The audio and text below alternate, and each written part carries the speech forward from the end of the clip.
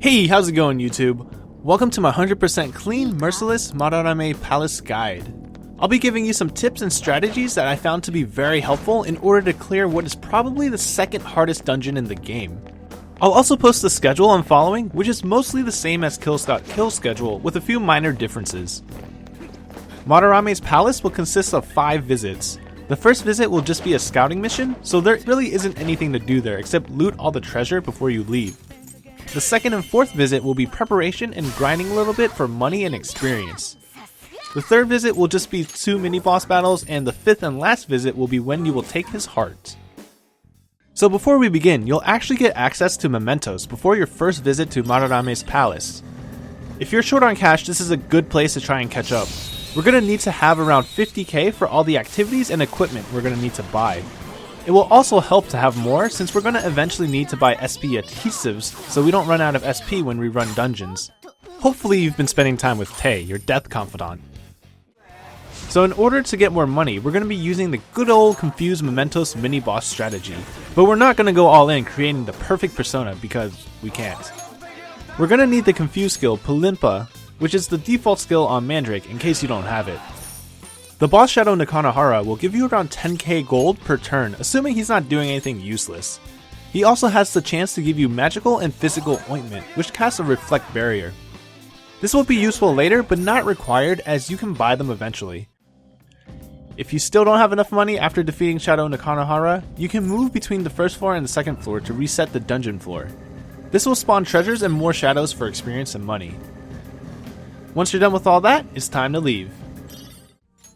Before you enter the palace for the second time, you'll want to buy the best armor for the main character, Morgana and Anne. The +4 magic on Morgana's armor will be very helpful for increasing his damage.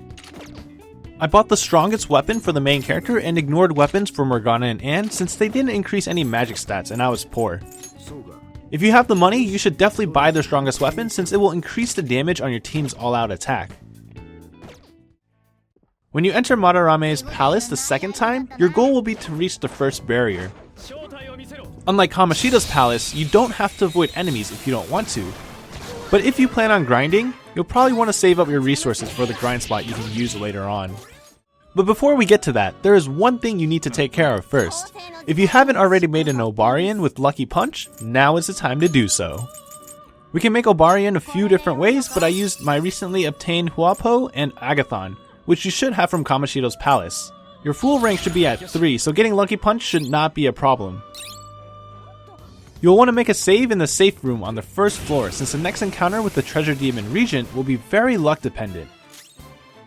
Regent is resistant to all attacks your party will have at this point, so you'll have to use Lucky Punch and regular attacks and hope to get a critical hit in order to get its mask.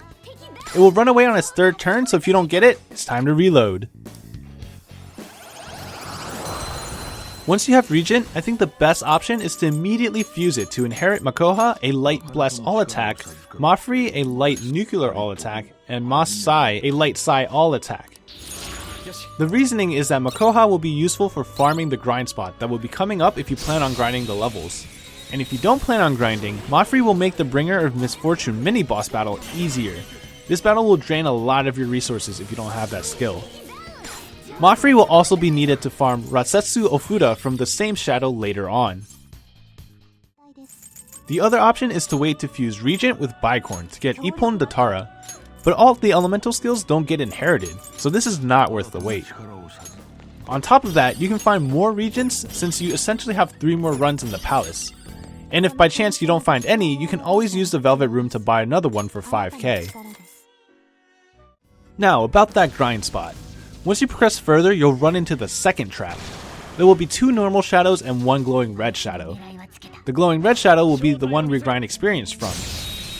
The encounter consists of 5 Onmorakis, which will net you 62 experience and 514 yen, which is actually pretty good experience.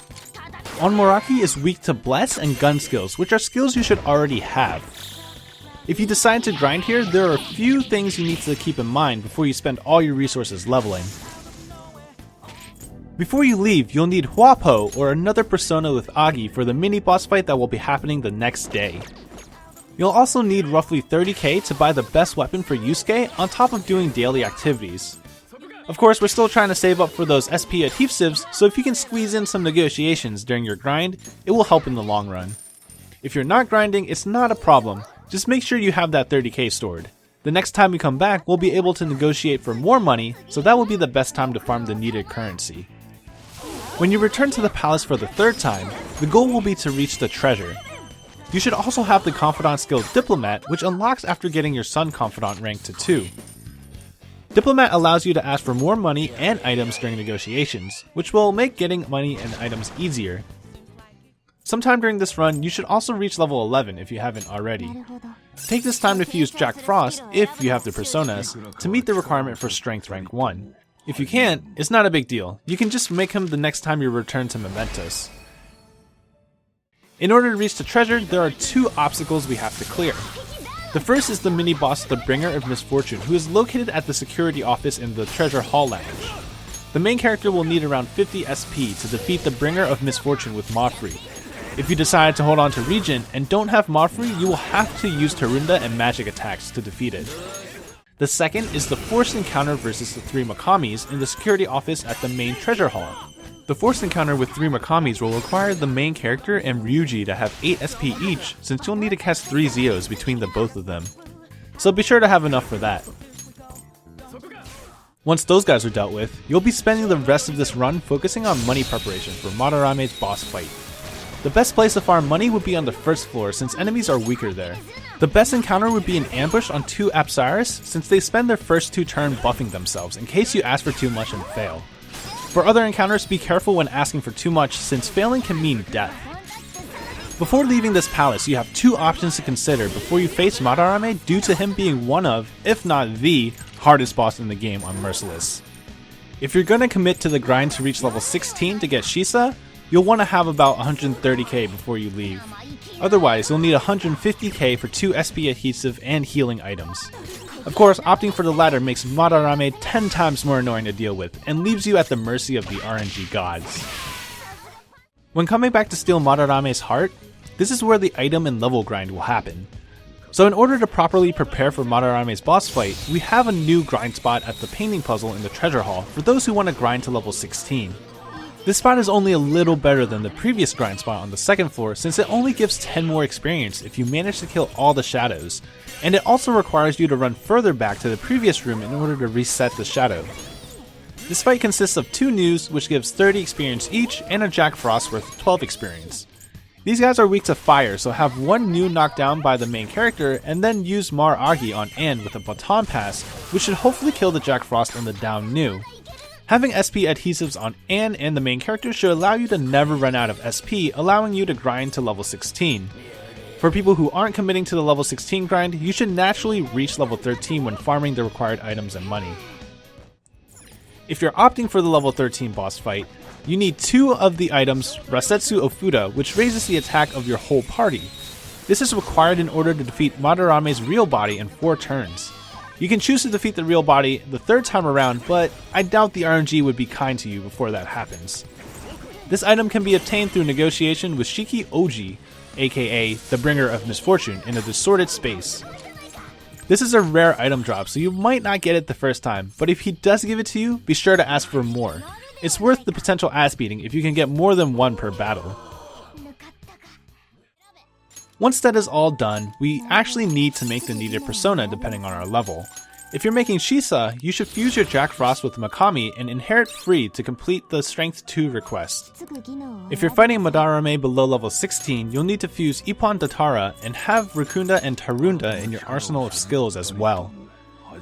To make the boss fight easier, I recommend having Ippon Datara no Tarunda by fusing Regent with Bicorn, so you always have Repel Wind active.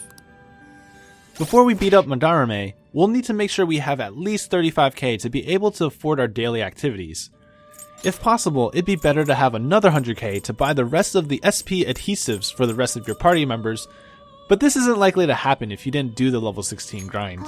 You'll also need to obtain a Temperance persona since we'll start spending time with our Confidant after this is over. You can fuse Genbu or get Koppa Tengu in the second half of the palace. Once all of this is complete, you'll be as prepared as you can be to face Madarame. That was a bit long, but hopefully you found some tips that were helpful for your Madarame Palace run. If you have any questions, criticism, or anything to say, be sure to leave a comment. Links to the mini-boss and Madarame boss fight will be included in the description, so check those out for a more detailed guide pertaining to those battles if you are having trouble. Thank you guys for watching, and I hope to see you again.